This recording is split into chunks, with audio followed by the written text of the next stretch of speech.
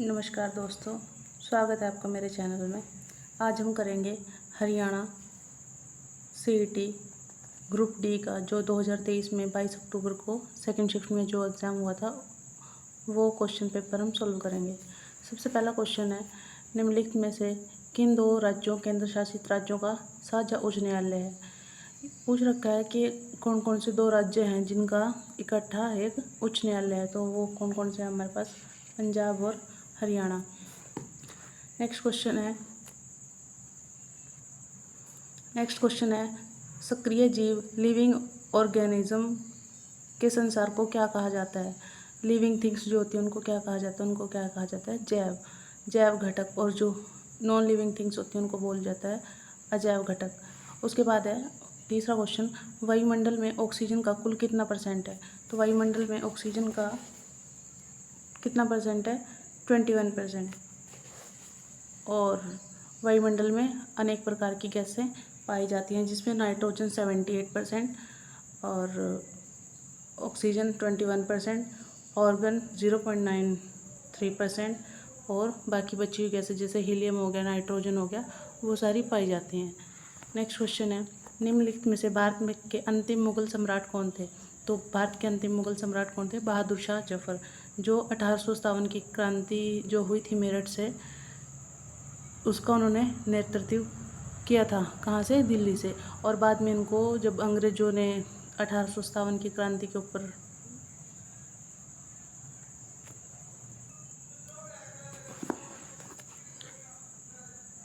और बाद में जब अंग्रेजों ने 1857 की क्रांति के ऊपर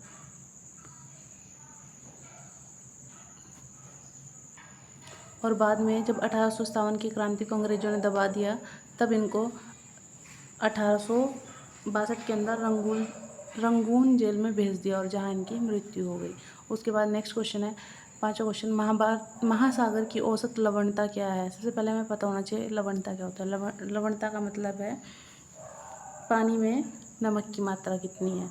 तो महासागर में सबसे ज़्यादा पाई जाती है 35 भाग, मतलब 35 भाग प्रति हज़ार जो महासागर के अंदर लवणता पाई जाती है। सबसे ज़्यादा है उपोष्ण कटिबंधीय क्षेत्रों में 20 से 30 डिग्री अक्षांश पर, और सबसे सर्वाधिक लवणता पाई जाती है मृत सागर के अंदर, याद रखना है आपको। नेक्स्ट क्वेश्चन है, गुजरात में अंतर्राष्ट्रीय पतंग दिवस किस दिन मनाया जाता है। तो ये मनाया जाता है 14 जनवरी को, याद रखना है।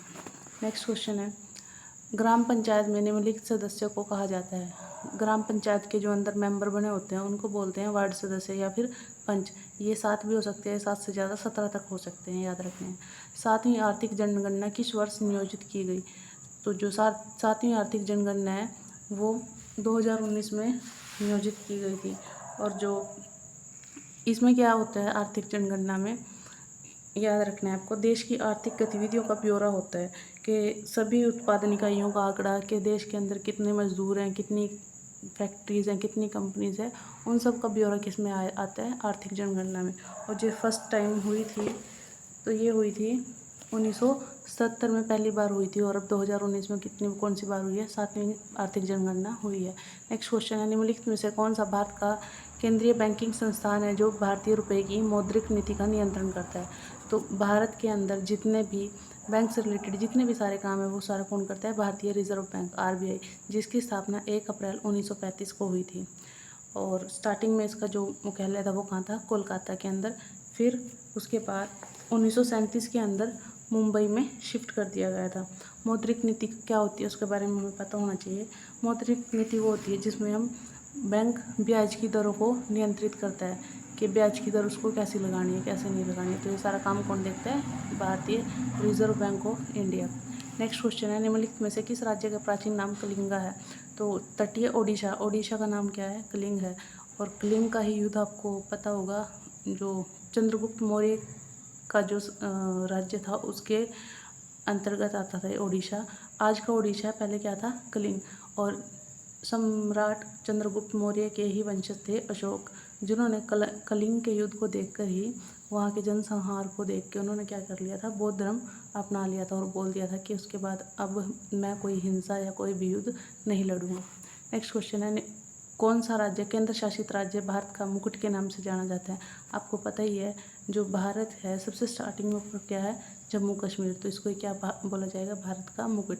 जम्मू कश्मीर के बारे में आपको याद रखना है, इसके अंदर 370 धारा लगी हुई थी जो 2019 में हटाई गई थी। उसके अंदर क्या था, जैसे अमेरिका के अंदर नागरिकता के बारे में है कि स्टेट और जो कंट्री है दोनों की नागरिकता अलग अलग होनी चाहिए, पर हमारे भारत के अंदर क्या है, एक ही एकल नागरिकता का कॉन्सेप्ट है। पर पहले जब 370 धारा थी जम्मू कश्मीर के अंदर, वहाँ जो रहने वाले लोग थे उनको जम्मू और कश्मीर की भी नागरिकता लेनी पड़ती थी और भारत की नागरिकता भी लेनी पड़ती थी। पर जब से धारा 370 हटी है, अब पूरे भारत के अंदर एकल नागरिकता का प्रचलन है। ठीक है, नेक्स्ट क्वेश्चन याद रख देखो, भारतीय संविधान में कुल कितने मौलिक अधिकार हैं? भारतीय संविधान में मूल संविधान के अंदर 7 मौलिक अधिकार दिए गए थे, पर 44वें संविधान संशोधन के द्वारा एक मौलिक अधिकार को हटा दिया गया था और उसको 300 क में सम्मिलित कर दिया गया था संविधान के अंदर, और वो कौन सा था, संपत्ति का अधिकार। अभी कितने हैं, 6 हैं, तो अभी क्या आंसर करना है, 6। नेक्स्ट क्वेश्चन है, नेशनल रूरल लाइवलीहुड मिशन का नया नाम है, तो इसका नाम है दीनदयाल अंत्योदय योजना। नेक्स्ट है, राउफ नृत्य निम्नलिखित में से किस राज्य का लोक नृत्य है? तो राउफ किसका है, जम्मू और कश्मीर का। जैसे हरियाणा के अंदर भी कौन कौन से लोक नृत्य हैं, धमाल है और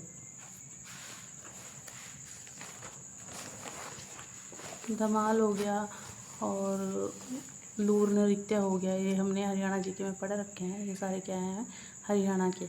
अभी ये राउफ पूछा है किसका, जम्मू कश्मीर का। ऐसे ही एक गणगौर नृत्य वो कहाँ का है, राजस्थान का। नेक्स्ट क्वेश्चन है, कौन प्रथम मौर्य शासक थे जिन्होंने अभिलेखों के माध्यम से आम जन तक अपना संदेश पहुँचाया? तो कौन थे वो, अशोक। उन्होंने कितने, इनके अशोक के याद रखने हैं आपको, 3 तरह के लेख थे। एक थे स्तंभ लेख जो थे 7, और एक थे शिलालेख जो थे 14, और एक थे गुहा लेख मतलब जो गुफाओं के अंदर लिखे जाते थे वो थे 3।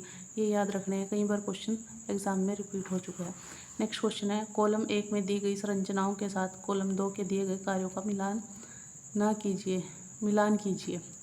तो सबसे पहले रंध्र क्या होते हैं, वाष्पोत्सर्जन। ठीक है, रंध्र आपने देखा होगा, एक पेड़ का कोई पत्ता, उसके अंदर छोटे छोटे जिनसे वो पानी सोखते हैं उनको क्या बोलते हैं, रंध्र। तो वो क्या करते हैं, वाष्पो उत्सर्जन मतलब पानी का उत्सर्जन वो खींचते हैं। जाइलम को बोलते हैं जल का परिवहन। ये पेड़ पौधों के अंदर होता है सारा प्रोसेस। मूल रोम किसको बोलते हैं, जल अवशोषण को, जल को वो ग्रहण करते हैं।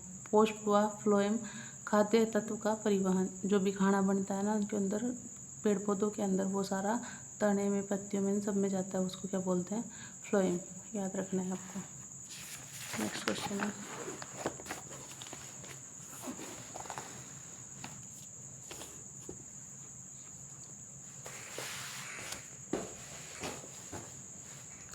निम्नलिखित में कौन सा एंटीबायोटिक है? एंटीबायोटिक का मतलब क्या होता है हमारा, जो रोगों के इलाज के लिए हम यूज़ करते हैं। तो इसमें कौन सा है, स्ट्रेप्टोमाइसिन। ये क्या करता है, बैक्टीरिया से होने वाले रोगों का इलाज किया जाता है इसके अंदर। किसके अंदर, स्ट्रेप्टोमाइसिन के अंदर। यीस्ट क्या है, यीस्ट खमीर को बोलते हैं, जिसका प्रयोग हम बेकरी के अंदर केक वगैरह बनाने के लिए या ब्रेड वगैरह बनाने के लिए करते हैं। सोडियम का पता ही है, नमक बनाने के लिए या फिर सोडा बनाने के लिए, कांच और साबुन या डिटर्जेंट वाले जो चीज़ें हम बनाते हैं उनमें यूज़ होता है सोडियम का। नेक्स्ट है, सूर्योदय का पूर्वाभास और सूर्योदय का पश्चाभास निम्नलिखित में से किस कारण होता है? सबसे पहले प्रकाश का वायुमंडलीय अपवर्तन, पूर्ण आंतरिक परावर्तन, प्रकाश का वायुमंडलीय परावर्तन, प्रकाश प्रकीर्ण, या फिर कोई नहीं। तो इसका आंसर आएगा प्रकाश का वायुमंडलीय अपवर्तन। ये कैसे, जब प्रकाश की किरणें वायुमंडल की विभिन्न परतों से होकर गुजरती हैं तो क्या होता है, प्रकाश का वायुमंडलीय अपवर्तन होता है। इसके बारे में थोड़ी सी चीज़ें याद रखनी है आपको। जो प्रकाश का पूर्ण आंतरिक परावर्तन होता है, इसके अंदर क्या है, जब प्रकाश किसी चिकनी सतह से टकराकर एक सतह से जा रहा है और उससे टकराकर वापस,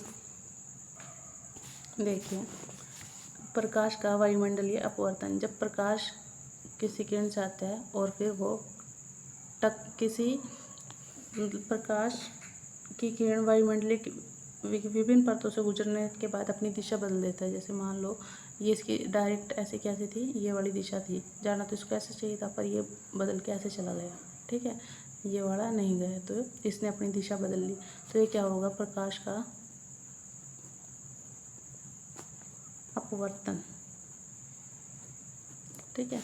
नेक्स्ट क्या है, पूर्ण आंतरिक परावर्तन। पूर्ण आंतरिक परावर्तन का मतलब है जब प्रकाश किसी चिकनी सतह से टकराकर वापस उसी माध्यम में मुड़ जाए। जैसे ये है लाइन, ये प्रकाश आ रहा है, ठीक है, ये चिकनी सतह है, मान लो ये शीशा है, इससे टकराकर वापस मुड़ गया, नीचे नहीं गया दूसरे माध्यम में, तो ये क्या होगा, प्रकाश का परावर्तन, ठीक है। उसके बाद है ये प्रकाश का वायुमंडलीय परावर्तन भी यही है, प्रकाश प्रकीर्ण। उसके बाद पूर्ण आंतरिक परावर्तन। पूर्ण आंतरिक परावर्तन का मतलब है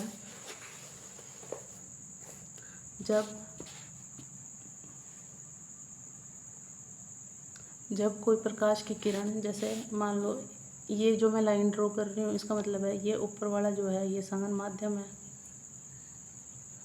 और ये विरल माध्यम। संघन माध्यम का मतलब है, मान लो यहाँ मान लो 4 बंदे खड़े हैं, ठीक है,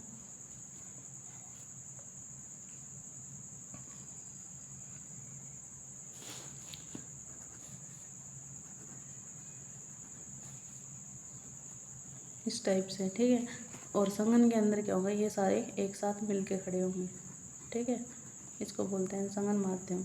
तो अब जब जो प्रकाश संघन माध्यम से आए पर वो किसी वजह से आपतित कोण की वजह से विरल माध्यम में प्रवेश ना कर पाए, वापस इसी में मुड़ जाए, संघन माध्यम में ही रह जाए, तब उसको बोलते हैं पूर्ण आंतरिक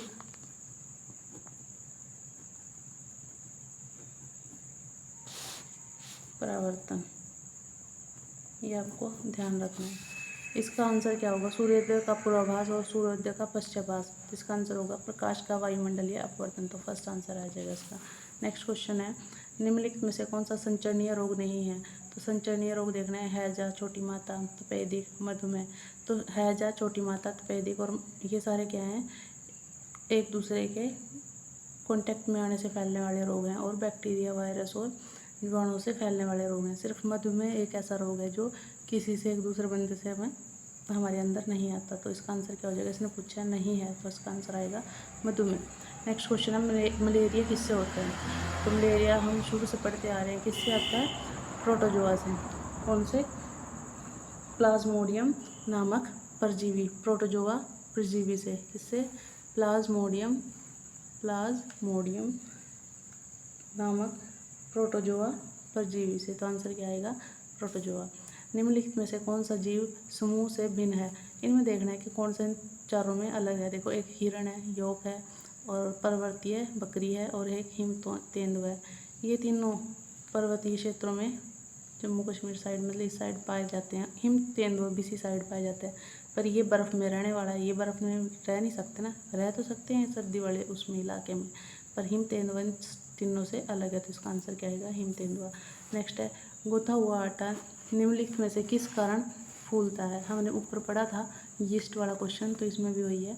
गूंथा हुआ आटे के अंदर क्या होता है, खमीर उत्पन्न हो जाता है अपने आप, जिसमें कोशिकाओं की वृद्धि होने लगती है और जो वो है आटा जो है फूलने लगता है। तो इसका आंसर आएगा खमीर के कारण।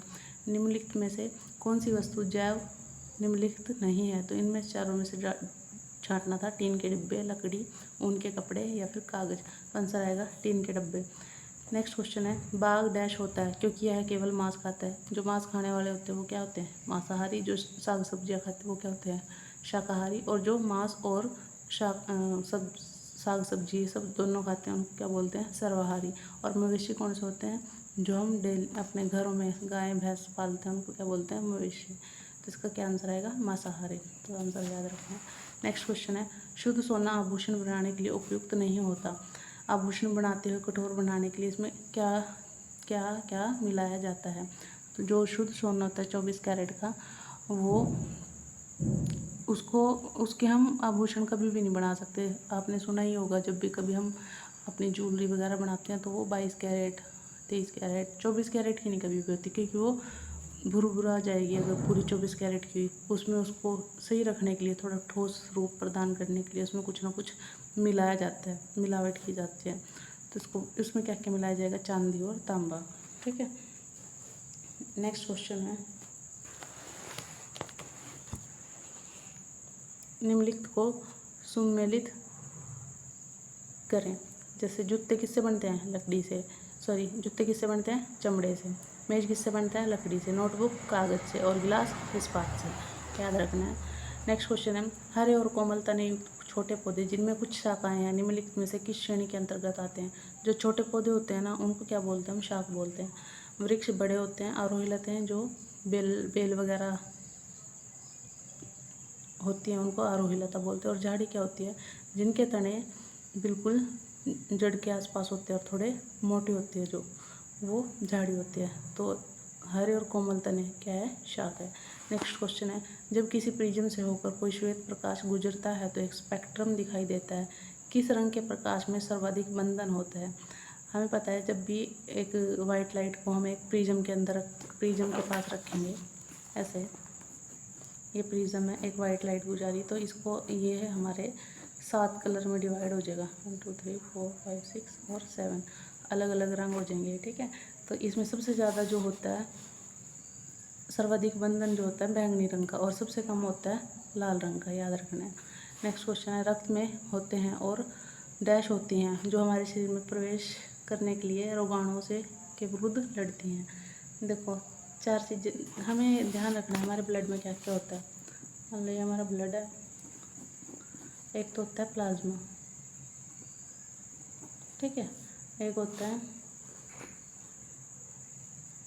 इस प्लाज्मा के अंदर 90% हमारा पानी पाया जाता है, हल्के पीले रंग का होता है ये।